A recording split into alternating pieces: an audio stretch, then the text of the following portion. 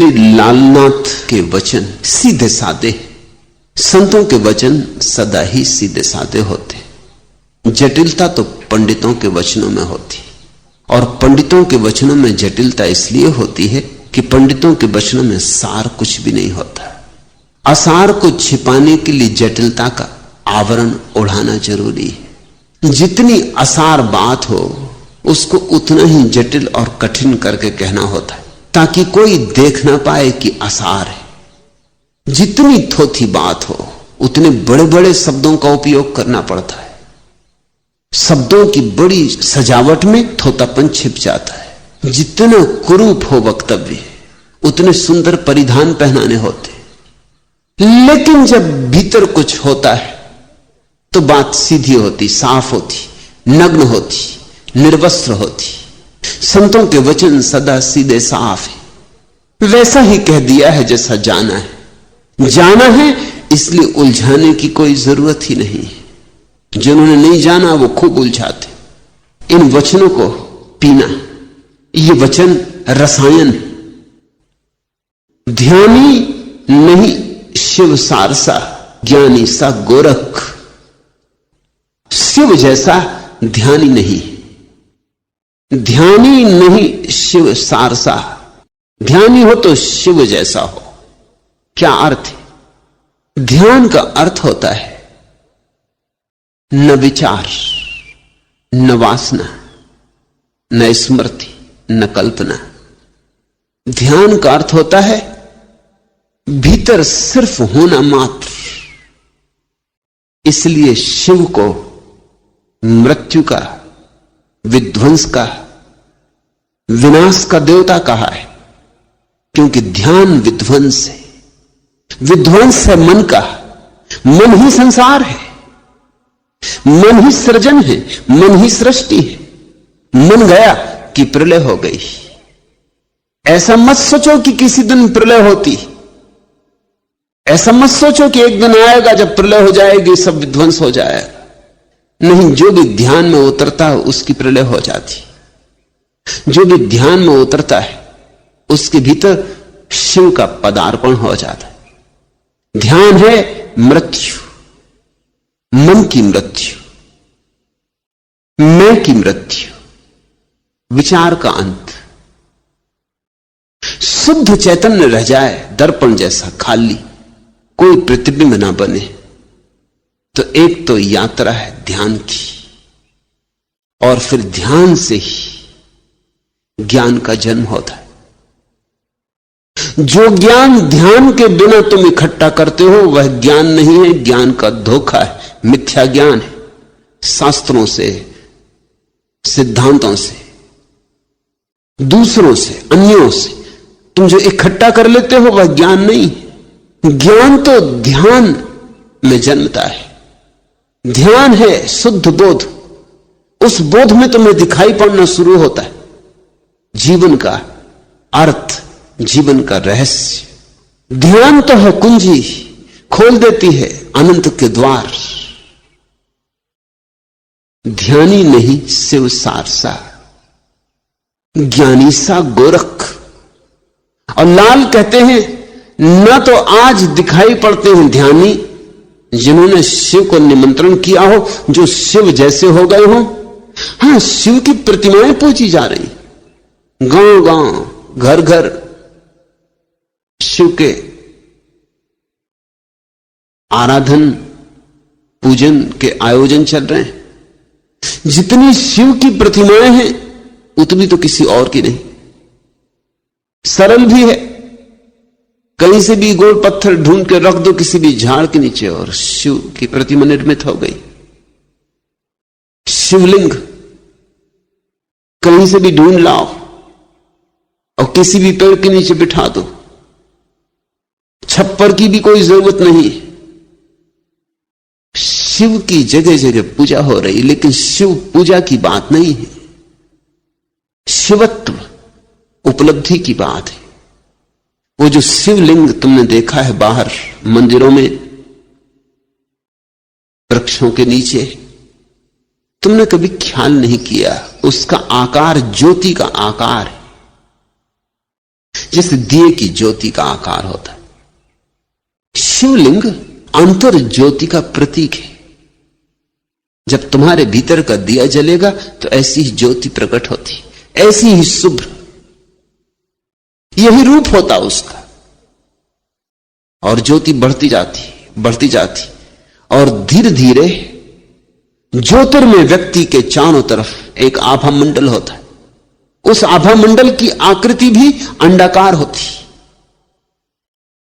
रहस्यवादियों ने तो इस सत्य को सदियों पहले जान लिया था, लेकिन इसके लिए कोई वैज्ञानिक प्रमाण उनके पास नहीं थे।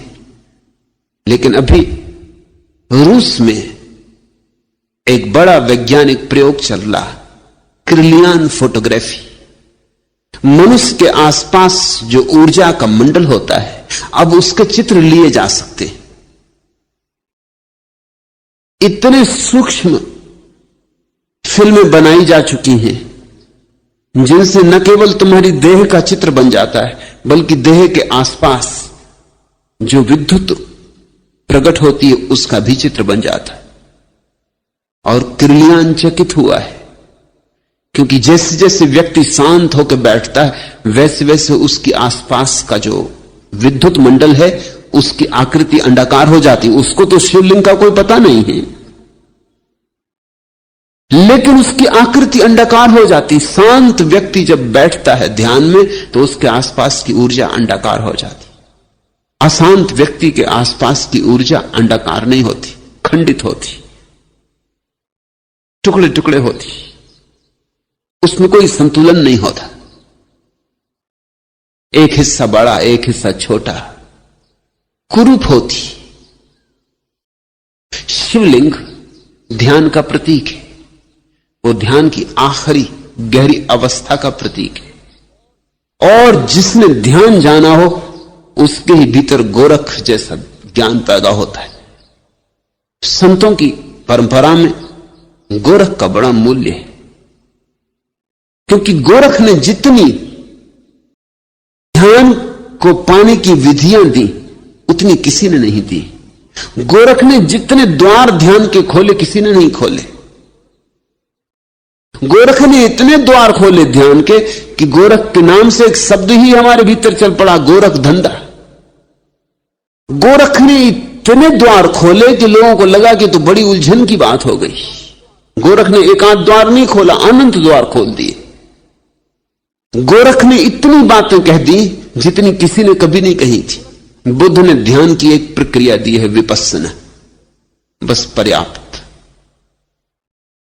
महावीर ने ध्यान की एक प्रक्रिया दी है, शुक्ल ध्यान, बस पर्याप्त।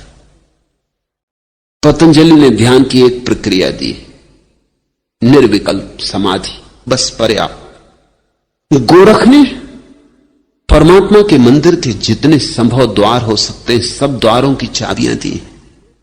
लोग तो उलझन में पड़ गए, विभूचन में पड़ गए, इसलिए गोरख धंधा शब्द बना लिया।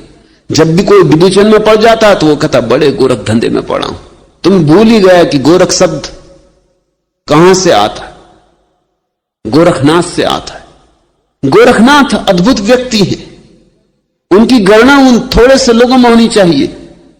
कृष्ण, बुद्ध, महावीर, पतंजलि, गोरख, बस इन थोड़े से लोगों में ही उनकी गिनती हो सकती।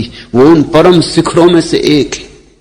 लाल कहते हैं गोरख सा ज्ञानी नहीं हुआ, क्योंकि गोरख ने जिस भांति अपने को मिटाया।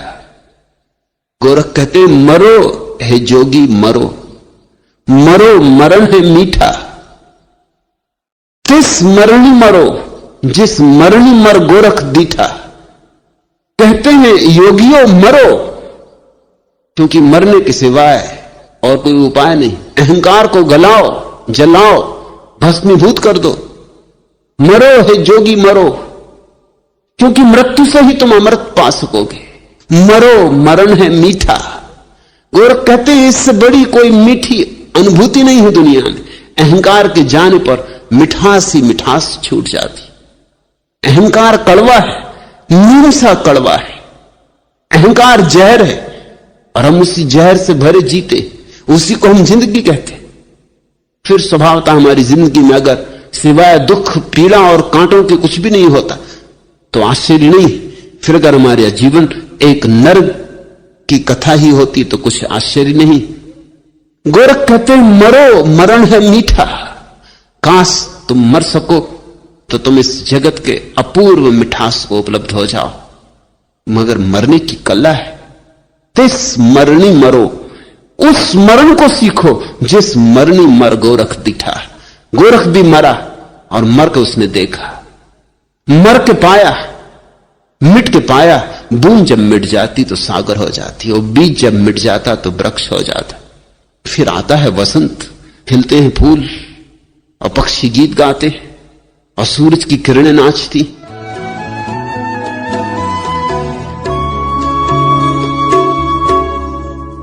दूसरा प्रश्न, भगवान भोर कब होगी? रामतीर्थ, भोर तो कब की हुई ही हुई है, भोर ही है। आंख खोलो, सुबह तो कब की हो गई। सुबह तो स्वभाव है अस्तित्व का, रात तो यहां होती ही नहीं। हां, बाहर सूरज ढलता है और उगता है, भीतर न तो सूरज ढलता और न उगता। वहां तो सदा सब जगमग है, वहां तो सदा सब ज्योतिर्मय है, वहां तो सदा दिवाली है, सदा होली है। वहां तो फाग गाई जा रही, गीत गुनगुनाए जा रहे, मस्ती बह रही। वहां दिए जले हैं जो कभी नहीं बुझते, बिन बाती बिन तेल। वहां तो शाश्वत रास है, महारास है। तुम क्या पूछ रहे हो कि भोर कब होगी? भोर तो हुई ही है। आंख खोलो, जागो। लेकिन हम अक्सर गलत प्रश्न पूछते, हम गलत हैं, हमें गलत प्रश्न लगते।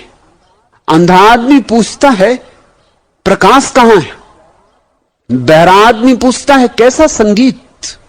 बहरा ये नहीं पूछता कि मुझे कान कैसे मिले, अंधा ये नहीं पूछता कि मुझे आंख कैसे मिले। अंधे को आंख चाहिए, बहरे को कान चाहिए, लेकिन प्रश्न उनके बड़े अजीब होते हैं। बहरा कहता संगीत, मैं मानता ही नहीं कि संगीत होता है। जब मुझे नहीं सुनाई पड़ता तो कैसे हो सकता है? लोग झूठ कहते होंगे, अंधा कैसे माने कि प्रकाश होता है? और अंधा हजार दलीलें दे सकता है। बुद्ध एक गांव में ठहरे थे, उस गांव के लोग एक अंधे को बुद्ध के पास लाए। उन्होंने कहा ये अंधा है, अंधा ही होता तो भी ठीक था, बड़ा तार्किक है, इसने गांव भर की नाक में दम कर रखी। ये कहता प्रकाश होता ही नहीं। हम आंख वालों को गलत सिद्ध कर रहा है। पूरा गांव एक तरफ, ये अंधा एक तरफ, और हम सिद्ध नहीं कर पाते। हम थक गए। ये प्रमाण चाहता है प्रकाश के। ये कहता लाओ मैं उसे छू के देखूं, लाओ मैं उसे चख के देखूं, लाओ मैं उसे बजा के देखूं। ये अंधा कहता है कि अरे आदमी 2 पैसे की हंडी खरीदने जाता तो बजा के देखता है। कहां है प्रकाश? गंध है उसमें कोई तो सूंघ लूं, स्वाद है कोई तो चख लूं, ध्वनि है कोई तो सुन लूं, रूप है कोई तो देख लूं। कहां है? लेकिन अस्तित्व है उसका तो स्पर्श करूं, मगर न हम इसे स्पर्श करा सकते, न इसे गंध दिला सकते, न इसे स्वाद दिला सकते, और आंखें इसके पास है नहीं, इसलिए देखने का सवाल ही नहीं उठता। और प्रकाश तो केवल देखा जा सकता है, प्रकाश छुआ नहीं जा सकता, चखा नहीं जा सकता। प्रकाश तो तुम्हारे भीतर एक ही मार्ग से प्रवेश करता है, वह आंख है। और चूंकि हम प्रकाश को सिद्ध नहीं कर पाते, ये अंधा कहता है कि तुम सब मुझे अंधा सिद्ध करने के लिए प्रकाश की परिकल्पना गढ़ लिए हो, तुम मुझे बुद्धू ना बना सकोगे। हम इसे आपके पास लाए हैं। उन लोगों ने बुद्ध से कहा आप समझा दें। बुद्ध ने कहा अंधा ठीक कहता है, तुम गलत हो, तुम्हारी गलती इसमें है कि तुम इसे समझाते हो। अंधे को कहीं समझाया जाता? अरे इसे किसी वैद्य के पास ले जाओ, मेरा वैद्य है जीवक। बुद्ध कभी जब बीमार हो जाते तो जीवक उनकी चिकित्सा करता था। तुम जीवक के पास ले जाओ, वो श्रेष्ठतम वैद्य है। अगर आंख का कुछ भी इलाज हो सकता है तो जरूर हो जाएगा। और इलाज हो गया। 6 महीने में उस आदमी की आंख पर जाली थी, वो कट गई। जब उसकी आंखें खुल गई तब तक बुद्ध दूसरे गांव जा चुके थे। 6 महीने में काफी यात्रा उन्होंने कर ली होगी। वो दूसरे गांव पहुंचा, उनके चरणों पर गिरा और माफी मांगी कि मुझे माफ कर दो, मेरी बड़ी भूल थी। अगर आप मेरे गांव में ना आते तो मेरी जिंदगी यूं ही विवाद करते करते बीत जाती और मैं प्रकाश को कभी जान ना पाता। और बेचारे मेरे गांव के लोग ठीक ही कहते थे, मगर वे भी क्या करते और मैं भी क्या करता। मैं अंधा था, मेरा अहंकार मानने को राजी नहीं होता था कि मैं अंधा हूं, और उनके बस के बाहर थी बात। अब मैं जानता हूं उनके बस के बाहर की बात थी कि मैं जो उनसे प्रमाण मांगता था वो जुटाने में असमर्थ थे। आपने भला किया जो मुझे प्रमाण न दिए, मुझे वैद्य के पास भेज दिया। बुद्ध कहते हैं बार बार, मैं भी वैद्य हूं भीतर की आंख का। नानक ने भी कहा है कि मैं वैद्य हूं भीतर की आंख का। यही मैं तुमसे कहता हूं, मैं भी वैद्य हूं भीतर की आंख का। मत पूछो रामतीर्थ भोर कब होगी, भोर ही भोर है, भोर से अन्यथा कुछ है ही नहीं। रोशनी ही रोशनी है, ये सारा अस्तित्व रोशनी से ही बना है।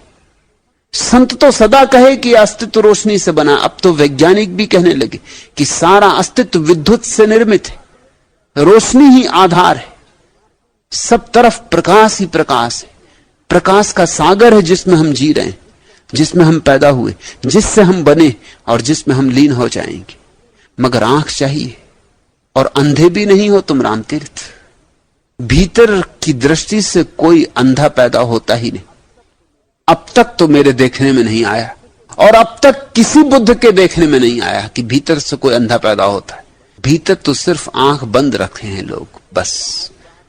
तुम बाहरी बाहर देखते हो, देखने की क्षमता बाहर ही आबद्ध हो जाती, और तुम भूल ही जाते हो कि ये देखने की क्षमता भीतर भी लौट सकती, ये लौट भी सकती है भीतर। ये तुम्हारी स्मृति से उतर गई है बात, बस इतना ही करना है। यही ऊर्जा जो आंखों से बाहर जा रही है, यही ऊर्जा भीतर लौटने लगे तो तीसरा नेत्र, कोई तीसरा नेत्र है नहीं, प्रतीक मात्र है, तीसरा नेत्र खुल जाता है। बाहर को देखने के लिए 2 आंखें, क्योंकि बाहर द्वंद्व है, द्वैत है, द्वि है। भीतर को देखने के लिए 1 आंख काफी, क्योंकि भीतर अद्वैत है, एक है, तो 1 आंख काफी। ये दोनों आंखों से तुमने बहुत देखा, पाया क्या? अब जरा इन आंखों को बंद करो और यही ऊर्जा भीतर संक्रमण करे। ऊर्जा का अंतर्गमन ध्यान का ही रूप है, ध्यान का कुछ और अर्थ नहीं। ऊर्जा का अंतर्गमन, अंतर यात्रा। सोए हुए हो तुम, बस सुबह तो है, जागो। रात के गैसू ताक कमर आए, सोए हुए को कौन जगाए। लेकिन बड़ी मुश्किल है सोए हुए को जगाना। क्यों? क्योंकि प्रत्येक व्यक्ति ने अपनी नींद में बहुत से सपने संजो लिए, स्वर्णिम, मधुर, प्रीतिकर, मधुमेह। जागो तो वो सपने टूटते। अब जैसे किसी को राष्ट्रपति होना है, उसने एक सपना बना रखा है कि अब चुनाव करीब आ रहे हैं, कि अब प्रधानमंत्री हो जाऊंगा, कि अब राष्ट्रपति हो जाऊंगा। अब जैसे कोई बाबू जगजीवन राम को जगाने की कोशिश करे तो वो नाराज तो होंगे ही। ये कोई वक्त है जगाने का? अभी 2-4 साल तो और सो लेने दो। अब तो मौका आया है कि सपना साकार होने के करीब दिखाई पड़ता है। हालांकि कोई सपना कभी साकार नहीं होता, साकार होता हुआ दिखाई ही पड़ता है बस। सपने कहीं साकार हुए, सपने कहीं सत्य हुए? पहले लोग सपने देखते हैं तो जागने से डरते हैं, और जो जगाए उस पर नाराज होते हैं। तुमने जीसस को ऐसे ही थोड़ी सूली दे दी, नाराज किया होगा जीसस। कसूर जीसस का, तुम्हारा नहीं। सोयों को जगाओगे, उनके सपने मिटाओगे, कब कब से संजो रखे उन्होंने, उनको भस्मीभूत कर दोगे, उनको धूल धूसरित कर दोगे। वो अभी एक करवट लेके और सो रहना चाहते थे, और तुम उनको जगाने पहुंच गए। नाराज ना होंगे तो क्या करेंगे? बुद्धों को उन्होंने सदा गालियां दी। कसूर बुद्धों का, बुद्धुओं का नहीं। बुद्धू और कर ही क्या सकते हैं? इसलिए तो जीसस ने मरते वक्त कहा कि हे प्रभु, इनको क्षमा कर देना, ये जो कर रहे हैं इसमें इनका कोई कसूर नहीं, इन्हें पता ही नहीं कि ये क्या कर रहे। सुकरात जहर पी के मर गया, लेकिन एक शब्द भी नहीं बोला अपने जहर पिलाने वालों के खिलाफ।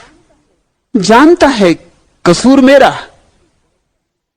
सीता है हमारी सन्यासिनी, उसके पति हैं जरा अपनी मौज के आदमी हैं। वो लोग समझते झक्की,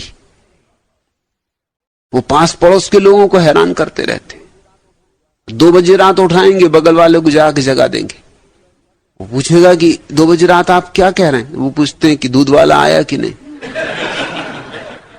2 बजे रात किसी को जगा के पूछोगे दूध वाला आया कि नहीं, कि अभी तक अखबार नहीं आया। उनसे तो कोई कुछ नहीं कहता कि लोग समझते हैं झक्की। मगर सीता की जान खाते हैं लोग कि अपने पति को रोकती क्यों नहीं।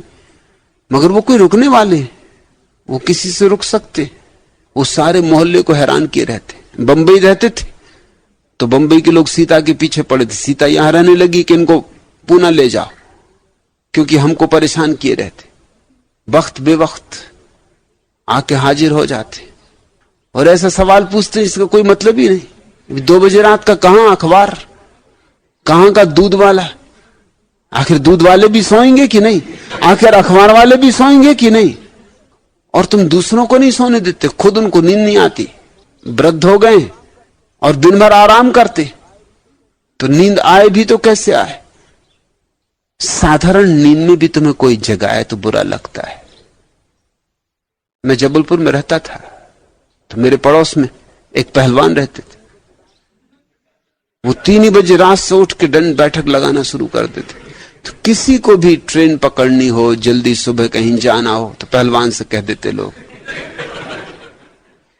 मुझे एक दफा 6 बजे ट्रेन पकड़नी थी तो मैंने उनसे कहा कि भाई 5 बजे उठा देना। उन्होंने आके मुझे पहले 3 बजे उठाया। मैंने कहा भाई ये कोई वक्त, अभी बहुत देर, मुझे 6 बजे की गाड़ी पकड़नी। उन्होंने कहा कि मैं कहीं भूल ना जाऊं दंड बैठक लगाने। मैंने कहा कि पहले दंड बैठक लगाऊं, उसके पहले आपको जगा दूं। 4 बजे फिर मुझे जगाया। मैंने कहा कि, उन्होंने कहा कि बीच में मैं थोड़ा आराम करता हूं दंड बैठक। मैंने सोचा अभी निपटाऊं नहीं फिर भूल जाऊं, और 5 बजे वो भूल ही गए। जब मैं 7 बजे उठा तो मैंने उनको जाकर देखा तो वो बोले कि माफ करिए मैं भी क्या करूं, 2 बार आपको जगाया, आप उठे नहीं। फिर मैं भूल गया। उसी भूलने के कारण तो आपको 2 बार जगाया, बेवक्त, अकारण आपकी नींद खराब की। साधारण नींद में भी कोई जगाएगा। हो सकता है तुमने ही कहा हो कि जगा देना, तो भी नाराजगी मालूम होती। विश्राम टूटता मालूम पड़ता है, स्वप्न टूटते मालूम पड़ते हैं। रात के गैसू ताक कमर आए, सोए हुए को कौन जगाए। सांस की नदी तेज है कितनी, नींद तला तुम खेज है कितनी। होश का साहिल दूर है जैसे, जीस्त यहां मजबूर है जैसे। थक के जवानी चूर है जैसे, ऐसी थकन में कौन सताए, सोए हुए को कौन जगाए। हुस्न के ख्वाब ए नाच का आलम, फूल की करबट नींद की शबनम। पैकर ए सीमी माह ए गनूदा, जुल्फ ए परेशां निखत ए सूदा। ख्वाब की मस्ती जाम ए रुबूदा, नींद की गागर कौन उठाए, सोए हुए को कौन जगाए। सांस की नदी तेज है कितनी, यहां जिंदगी भागी जा रही तेजी से। यहां किसी को रोक तो झकझोरो जगाओ तो वो कहता ठहरो मत, मेरी नींद खराब करो, कुछ अभी मेरी आकांक्षाएं हैं, अभीप्साएं हैं, पूरी कर लेने दो। जिंदगी ये गई, जाग लेंगे बाद में। लोग कहते हैं ले लेंगे सन्यास बुढ़ापे में, कि स्मरण कर लेंगे मरते वक्त परमात्मा का, कि चले जाएंगे काशी, आखिरी करवट ले लेंगे वहां, मगर अभी नहीं। सांस की नदी तेज है कितनी, नींद तला तुम खेज है कितनी। और नींद में कितनी आंधियां, कितने तूफान उठते, मगर फिर भी सब तूफानों सब आंधियों को टाल के भी हम सोए रहते हैं। होश का साहिल दूर है जैसे, बहुत दूर है किनारा होश का। जीस्त यहां मजबूर है जैसे, और जिंदगी जैसे मजबूर है नींद में डूबी रहने को। थक के जवानी चूर है जैसे, ऐसी थकन में कौन सताए, सोए हुए को कौन जगाए। सवाल सुबह का नहीं, सवाल यह है कि तुम थके हुए हो, चूर हो थकान से, सपनों से भरे हुए हो। माना कि आंधियां हैं, तूफान है, मगर साहिल होश का बहुत दूर है, दिखाई भी नहीं पड़ता, धुंध में छिपा है। तुम बुद्धों की बातें सुनते हो, पर भरोसा थोड़ी आता है कि बुद्ध सच में कोई हो सकता है। या अगर कभी बहुत हिम्मत करके भरोसा भी किया तो यही भरोसा आता है कि हां कोई हो गया होगा, लेकिन मैं हो सकता हूं, यह तो असंभव।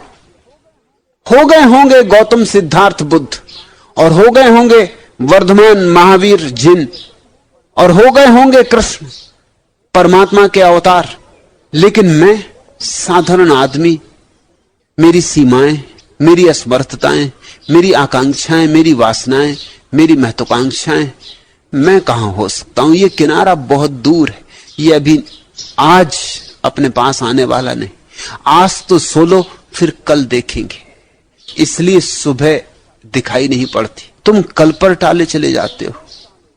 तुम रोज रोज टालोगे, ऐसे तुमने सदियों टाला है। स्थगित करने की तुम्हारी आदत हो गई है, और इसी बेहोशी में तुम बुद्धों से भी मिल लिए हो।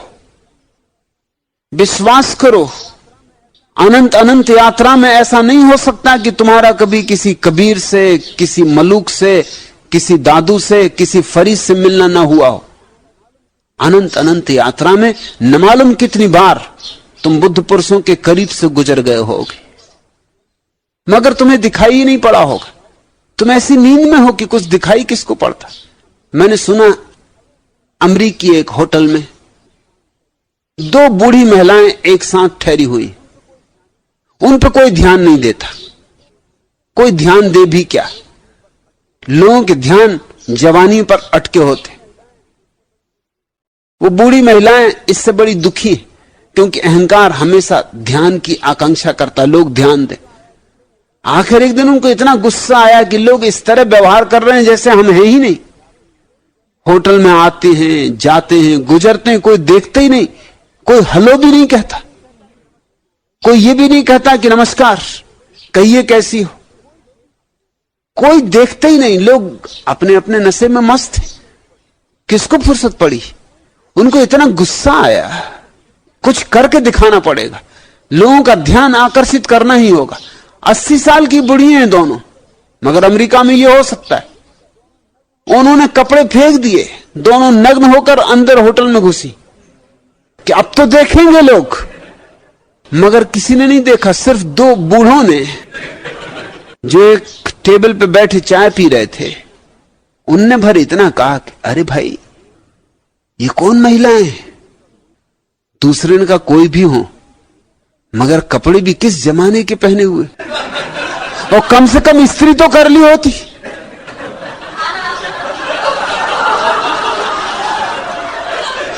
ध्यान देने वाले भी मिले तो ऐसे मिले, उन्हें भी ये दिखाई पड़ा कि कम से कम कपड़ों पे थोड़ी इस्त्री तो कर ली होती। किस जमाने के कपड़े, कौन सा रिवाज, किस ढंग के कपड़े, किसको पड़ी, कौन देखता है। लोग अपने अपने में खोए, अपने अपने में मस्त हैं।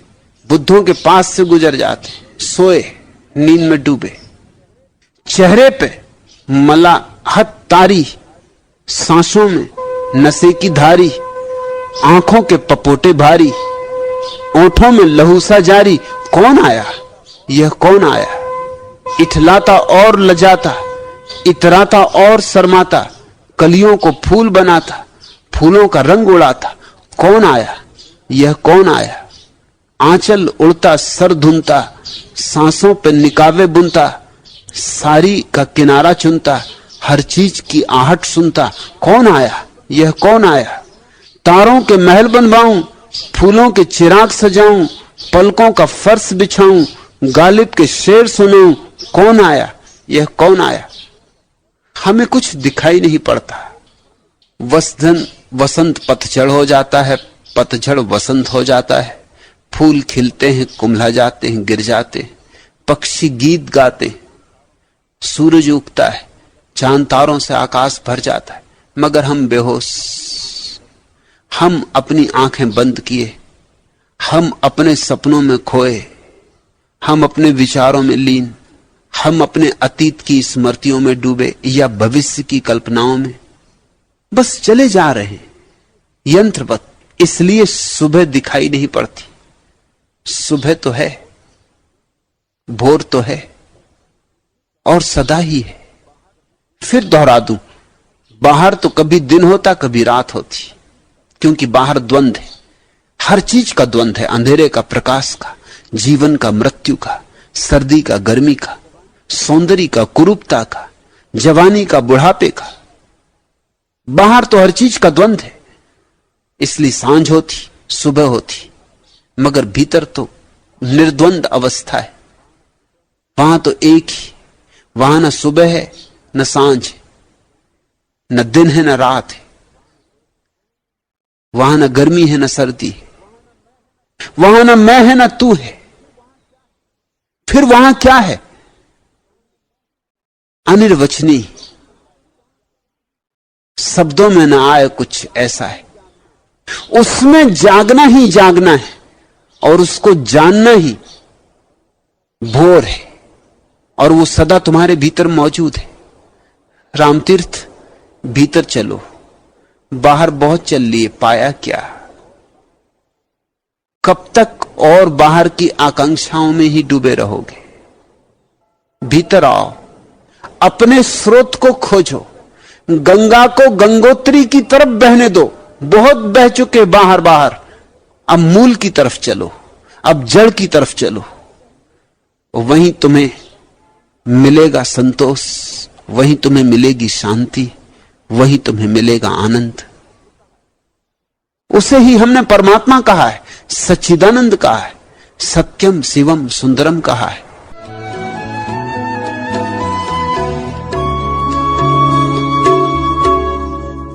आखिरी प्रश्न, आप भीतर के प्रकाश की इतनी बात करते हैं, लेकिन मेरा अनुभव कुछ और है। जब भी ध्यान में मेरे विचार शांत होते हैं तो मेरे भीतर एक घना अंधकार घिरता है जो ठंडा और प्रीतिकर लगता है। कृपा पूर्वक समझाएं कि यह क्या है। सुबह होने के पूर्व रात गहन रूप से अंधेरी हो जाती और अंधेरे के गर्भ से ही सुबह का जन्म होता है। तो जब मैं तुमसे निरंतर बात करता हूं प्रकाश की, तुम ये मत समझ लेना कि तुम भीतर जाओगे तो तत्क्षण प्रकाश मिल जाएगा। पहले तो गुजरना पड़ेगा गहन रात्रि से, उसी रात्रि के अंत पर सुबह प्रकाश है। ईसाई फकीरों ने इस अवस्था को dark night of the soul कहा है, आत्मा की अंधेरी रात। सिर्फ ईसाई फकीरों ने ऐसा प्यारा नाम दिया है, किसी और ने नहीं, और बड़ा ठीक किया है, क्योंकि सभी शास्त्र, कुरान, वेद, उपनिषद परमात्मा के प्रकाश रूप की बात करते हैं। वो आत्यंतिक बात है, लेकिन जब साधक भीतर उतरेगा तो प्रकाश एकदम से नहीं मिलता, और अगर एकदम से मिलता हो तो जरा संदेह करना, क्योंकि वो प्रकाश कल्पना का होगा, वास्तविक नहीं हो सकता। वो तुमने सुन के शास्त्रों में पढ़ पढ़ के कि परमात्मा प्रकाश रूप है, प्रकाश रूप। और कई तो ऐसे पागल हैं जिनका हिसाब नहीं। 4-6 दिन पहले एक व्यक्ति ने संन्यास लिया, उन्होंने कहा कि मैंने बाल योगेश्वर से दीक्षा ली है। तो वो उन्होंने मुझे समझाया था कि आंख को अंगूठों से दबाने से प्रकाश का अनुभव होता है। बड़ा अनुभव होता है, मैं दबाता हूं आंख, बड़ा अनुभव होता है। तो वो जारी रखूं कि बंद करूं? अब क्या पागल हो, आंख को दबाओगे अंगूठे से तो तिलमिलाहट पैदा होने से रोशनी मालूम होती है। तो किसी को भी मालूम होती है, उससे अध्यात्म का कोई संबंध। कोई भी आंख को जोर से दबाएगा, तिलमिलाहट पैदा होती, तिलमिलाहट से रोशनी मालूम होती। वो रोशनी तो सिर्फ आंख के दबाने के कारण मालूम हो रही। इसको तुम आध्यात्मिक प्रकाश समझ रहे हो? अब वो 2 साल से यही काम कर रहे हैं। उसमें उनकी आंखें भी खराब हो गई, क्योंकि जब बहुत आंखों को दबाओगे और फिर धीरे धीरे रस आने लगा तो फिर और ज्यादा दबाने लगे, क्योंकि जितना दबाओ उतनी प्रकाश दिखाई पड़ता है। गजब हो रहा है। इसको बाल योगेश्वर ज्ञान कहते। आंख में दबाने से जो रोशनी पैदा होती है ज्ञान है। अब ये मामला ऐसा है कि किसी की भी आंख दबा दो, उसको रोशनी दिखाई पड़ती है, वो भी चकित हो जाता है कि तो बात बिल्कुल ठीक हो रही, हमें पता ही नहीं था, बड़ा सीधा सुगम उपाय मिल गया। या फिर ऐसे लोग हैं जो कहते हैं रोशनी की भीतर धारणा करो, आंख बंद कर लो, दोनों आंखों के मध्य में देखो कि एक दिए की ज्योति जल रही, या एक प्रकाश का बिंदु, उस पर ध्यान रखो। अगर तुम ऐसी कल्पना करोगे तो धीरे धीरे कल्पना प्रगाढ़ हो जाएगी, तुम्हें रोशनी दिखाई पड़ने लगेगी, मगर ये झूठी रोशनी। धर्म ज्योति ने पूछा है, ये प्रश्न ठीक हो रहा है। अंधेरी रात से गुजर के ही जो सुबह होगा, जिस सुबह को तुम नहीं ला सकते, जो अपने आप आती है सुबह, वो अंधेरी रात से गुजर के आती। तुम अंधेरी रात में शांति से गुजरो, जाओ। प्रकाश करीब आने के पहले रात बहुत अंधेरी हो जाएगी, मगर शुभ हो रहा है क्योंकि अंधेरे के साथ एक ठंडा और प्रीतिकर भाव है, तो बिल्कुल शुभ हो रहा है। भय ना हो अंधेरे से, प्रेम हो अंधेरे से, तो सुबह ज्यादा दूर नहीं। अगर भय हो तो तुम भागने लगोगे, भागने लगे तो सुबह से दूर हो जाओगे, भागोगे तो अंधेरे से दूर हो जाओगे सुबह से। और ठंडा शीतल बिल्कुल शुभ हो रहा है। ठंडा और शीतल ही है अंधेरे का अनुभव, वो तो भय के कारण अनुभव नहीं कर पाते।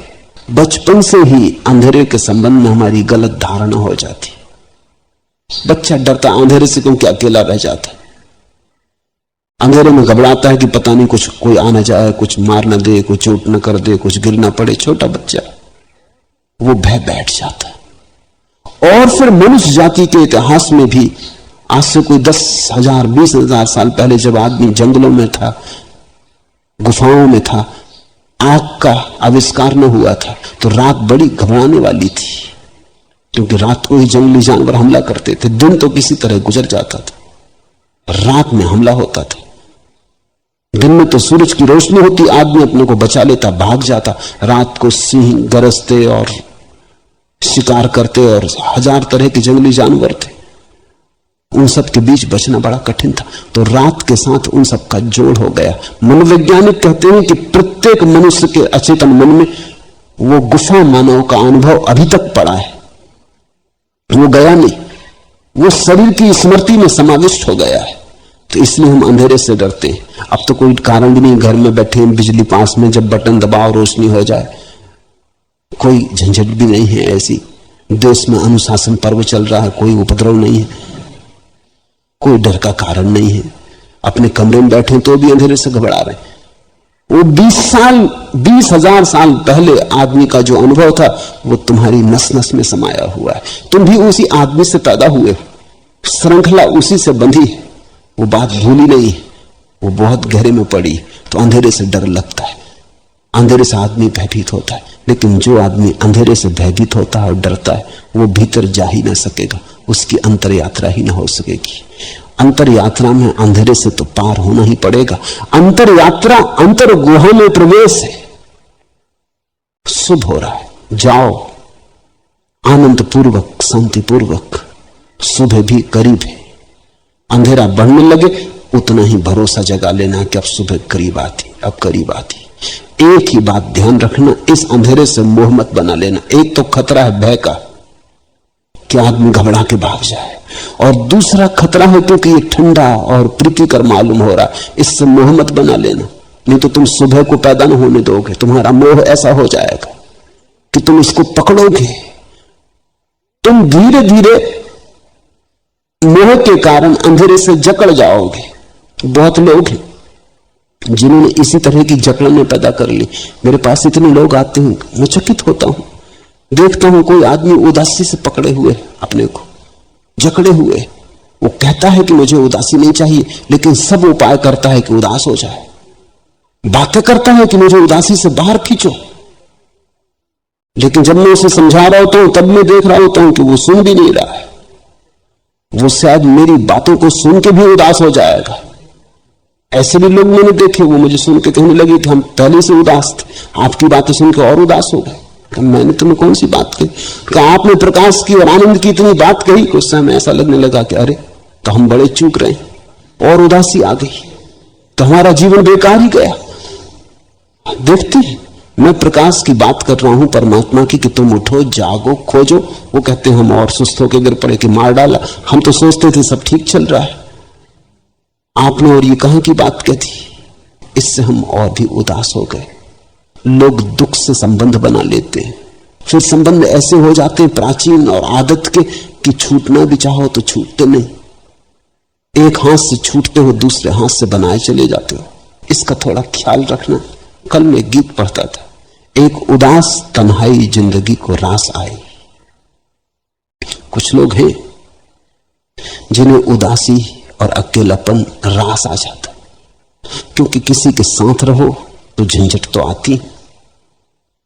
तुम जानते हो साथ यानी झंझट, इसलिए तो आदमी सांस से भागता है। किसी के भी साथ रहो थोड़ी बहुत झंझट होगी, क्योंकि जहां दो बरतन हुए थोड़ी आवाज कलह होना शुरू होती।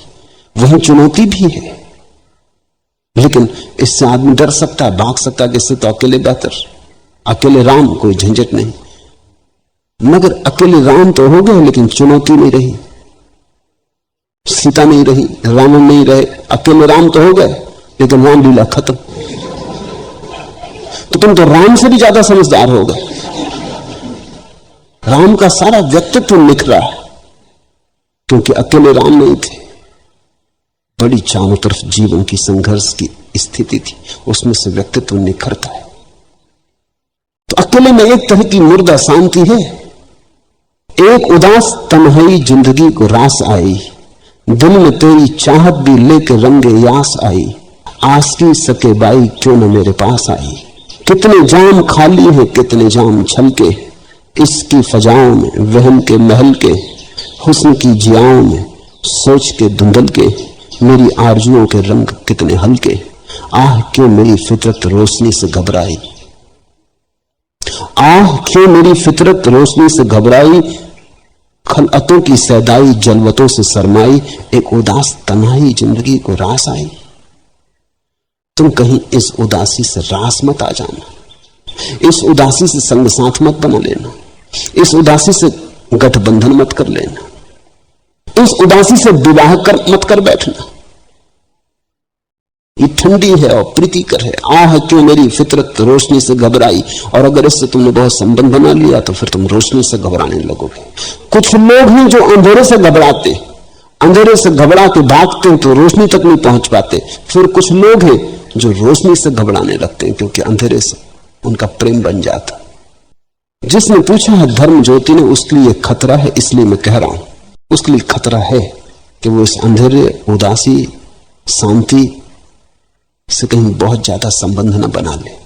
अगर ये संबंध ज्यादा बन गया तो फिर सुबह हो सकती थी जो सुबह वो भी ना हो पाएगी। इसलिए गुजरो अंधेरे से, आनंद से गुजरो, गीत गुनगुनाते गुजरो। अंधेरा निश्चित ही ठंडा और शीतल है, बड़ा विश्रामदायी, लेकिन ख्याल रखना अंधेरा केवल गर्भ है उजाले का, अंधेरा केवल निषेध है। विधेय तो प्रकाश है, पहुंचना तो प्रकाश पर है। अंधेरे से गुजरो, अंधेरे में निखरो, नहाओ, लेकिन जाना तो प्रकाश पर है। अगर कोई व्यक्ति अंधेरे में ही रह जाए तो शांत तो हो सकता है, लेकिन उसके जीवन में प्रेम पैदा न होगा। बुद्ध ने कहा है अगर ध्यान लग जाए और करुणा पैदा न हो तो समझना कि कहीं कुछ चूक हो गई, होते होते बात रह गई। अंधेरे में आदमी ध्यान को तो उपलब्ध हो सकता है, लेकिन जब प्रकाश का उदय होगा तभी प्रेम को उपलब्ध होगा। और जब ध्यान और प्रेम दोनों एक साथ फलते तभी व्यक्ति के वृक्ष में फल और फूल दोनों आए, तभी कोई वस्तुतः सफल और सुफल हुआ। धर्म ज्योति को खतरा है क्योंकि वो प्रेम से बड़ी डरी हुई है। उसने जीवन में प्रेम जाना नहीं, वो पहले से कुछ गलत गुरुओं के चक्कर में पड़ गई, जिनने समझा दिया कि प्रेम पाप है, जिनने समझा दिया कि शरीर पाप है, जिनने समझा दिया कि संबंध संसार है, इससे तो पार जाना है। उन्होंने उसे बहुत घबरा दिया, उनसे वो छूट भी गई, लेकिन बड़े गहरे अचेतन में उनकी धारणाएं अब भी पड़ी रह गई। इसलिए इस बात का डर है कि कहीं प्रकाश से गठबंधन न बन जाए। तो ध्यान रखना, रोशनी से घबराना मत। रोशनी करीब आए तो आंख बंद मत कर लेना, रोशनी करीब आए तो दरवाजा बंद मत कर लेना, क्योंकि परमात्मा के मार्ग पर भला अंधेरा हो, परमात्मा की उपलब्धि का प्रकाश है। उसकी प्रतीक्षा करते रहो अंधेरी रात में भी, अंधेरी रात में भी उसे पहचानने की कोशिश जारी रहे। कुमुद दल से वेदना के दाग को पहुंचती जब आंसुओं से रश्मियों, चौंक उठती अनिल के विश्वास छू, तारिकाएं चिकित्सी अनजान सी, अवनी अंबर की रुपहली सीप में तरल मोती सा जलधि जब कांपता, तैरते घन मृदुल हिम के पुंज से ज्योत्सना के रजत पारावार में, सुरभि बन जो थपकियां देता मुझे, नींद के उच्छ्वासा वह कौन है? अंधेरे में भी जो तुम्हें थपकियां दे, ख्याल रखना वही है। सुरभि बन जो थपकियां देता मुझे, नींद के उच्छ्वासा वह कौन है? वो जो नींद में भी आके तुम्हें घेर लेता वह भी वही परमात्मा है। अंधेरे की तरह तुम्हें जो घेर लेता वह भी वही परमात्मा है। शीतल छाएं जो अंधेरे की मालूम होती वो भी उसी की शीतल छाएं। वो जो मीठा, शांतिदायी, विश्राममयी भाव घेर लेता अंधेरे में, वो भी उसी के पास होने की खबर है। कहीं पास ही वह मौजूद है। उसे भूलना मत और उसकी खोज जारी रखना। जो आज सोया है वो कल जगेगा, जो आज अंधेरे में दबा है उभरेगा। क्षितिज पे उसकी लाली जल्दी ही दिखाई देने लगेगी। मुझे ये महसूस हो रहा है मेरा खुदा खाब गाहे गफलत में सो रहा है, मेरा दिल बेकरार मुद्दत से रो रहा है। शिकस्त है ये कि आजमाइश कि रब्बे आलम के लुत्म अकराम की नुमाइश, बफूर वहशत में जिंदगी का सुहाग लूटा, तुलिस में कैफे सबाब लूटा। मुझे ये महसूस हो रहा है कि खाल के जीस्त सो रहा है, बसर मोहब्बत से जीस्त के हुस्न रंग से हाथ धो रहा है। कभी तो जागेगा सोने वाला, कभी तो इस सब की तीरगी को मिटाएगा सुबह का उजाला। कभी तो जागेगा सोने वाला, कभी तो इस सब की तीरगी को मिटाएगा सुबह का उजाला। वो होगा, होने ही वाला है, निश्चित ही है। जब रात आ गई तो सुबह दूर नहीं, जब अंधेरा घने होने लगा और तारों की छांव गहरी होने लगी तो सूरज करीब आने लगा। जल्दी ही क्षितिज पर फैल जाएगी उसकी लाल रेखा। प्रतीक्षा करो, प्रार्थना करो,